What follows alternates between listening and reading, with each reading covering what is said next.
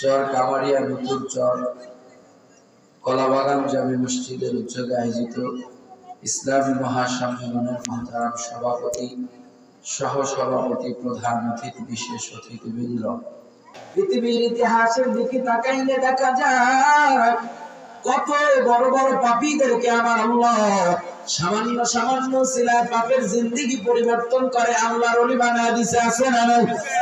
কারণ আমার আল্লাহর বড় দয়া। আমার আল্লাহর কেমন দয়া! আল্লাহ নবী মুসা আল্লাহকে বলে, ও আল্লাহ, বান্দার প্রতি আপনার কেমন দয়া, আপনি বান্দাকে কেমন ভালোবাসেন। আল্লাহ বলে, ও নবী মুসা, আমি আপনার এই প্রশ্নের জবাবটা একটু বাস্তবে দিতে চাই। ওই যে পাহাড় দেখা যায়, পাহাড়, ওই পাহাড়ের কাছে একটু যাও, ওখানে যায় নিজের চোখে একটা ঘটনা অবলোকন করে আসেন। আল্লাহর নবী মুসা পয়গম্বর সেখানে যাও, যায়া দেখে নষ্ট দুইটা প্রেমিক প্রেমিকার মাঝে কথোপকথন হয়। প্রেমিকা ডাক দিয়া প্রেমিকের বলে, প্রেমিক, তুমি আমারে কতটুকু ভালোবাসো? প্রেমিক ডাক দিয়া বলে, প্রেমিকা, আমি তোমারে দুনিয়ার সবচাইতে বেশি ভালোবাসি। প্রেমিকা বলে, প্রেমিক, না না, আমি তোমার কথায় বিশ্বাস করি না, আমার ভালোবাসার প্রমাণ দাও। কি প্রমাণ? বলে, দুনিয়াতে একটা মানুষ আল্লাহ আল্লাহর রাসূলের পরে সবচাইতে বেশি ভালোবাসে তার মা আর বাবাকে। ঠিক কিনা? আওয়াজ করে বলে। প্রেমিকা ডাক দিয়া বলে, তুমি যদি আমারে সবচাইতে বেশি ভালোবাসো, যাও বাড়িতে যায়া তোমার সবচাইতে ভালোবাসার মানুষ হলো মা আর বাবা, তুমি বাড়িতে যায় যদি আবার সবচাইতে বেশি ভালোবাসো, তাহলে বাড়িতে যায় তোমার মাকে জবাই করে মায়ের কলিজাটা আমার জন্য নিয়ে আসো। নাফরমান যুবক প্রেমিকাকে খুশি করার জন্য কাপড়ের আড়ালের মধ্যে ধারালো একটা ছুরি নিয়ে বাড়ির দিকে দৌড়ায়, বাড়ির দিকে দৌড়াইতেছে মায়ের কলিজা আনার জন্য।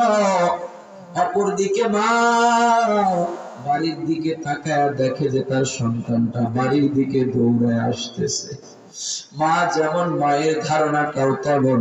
মা মনে করেছে হাজারো কাজের ব্যস্ততায় মনে হয় আমার সন্তানের আমি মায়ের কথা মনে পড়ে গেছে, এজন্য আমার সন্তানটা আমি মায়ের দিকে দৌড়ে আসতেছে একটা মা বিনা ডাক দেওয়ার জন্য।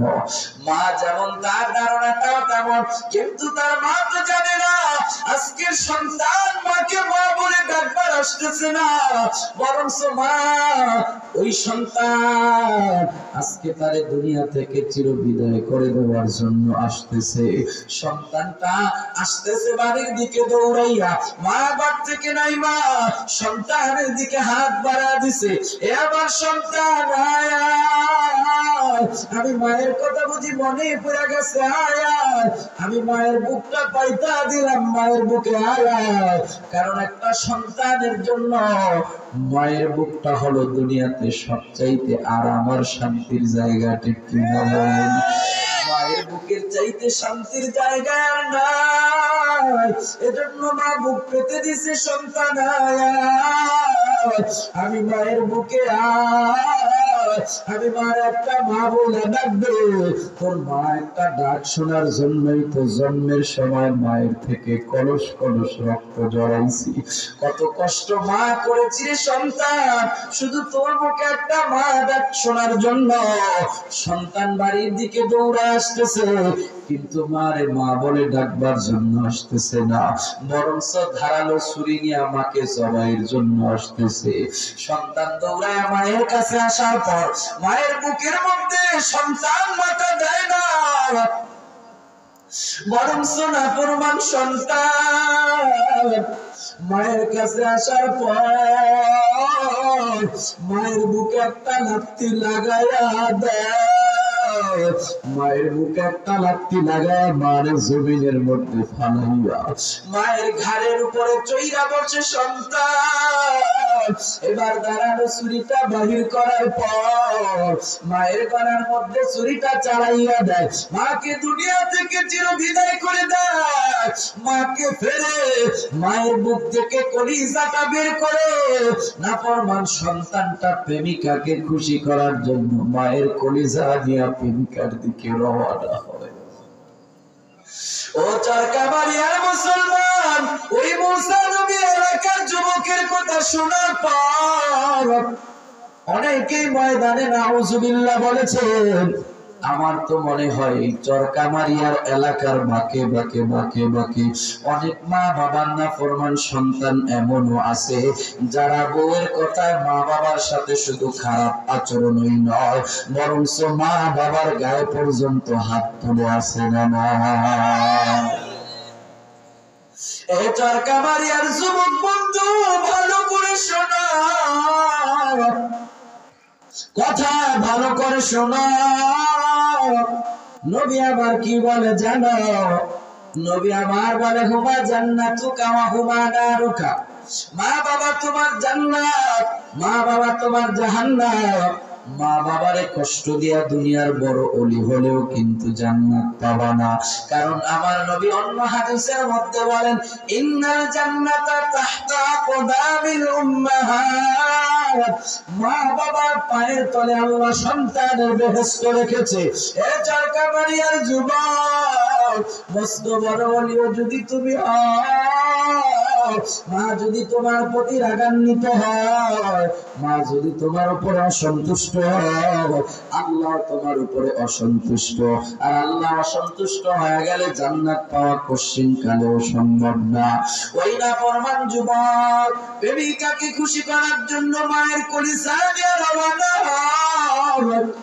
কিছু দূর যাওয়ার পর যখন প্রেমিকার কাছাকাছি পৌঁছে গেছে, হঠাৎ করে না ফরমান সন্তানটা হোঁচট খেয়ে স্লিপ খেয়ে জমিনের মধ্যে পড়ে যায়।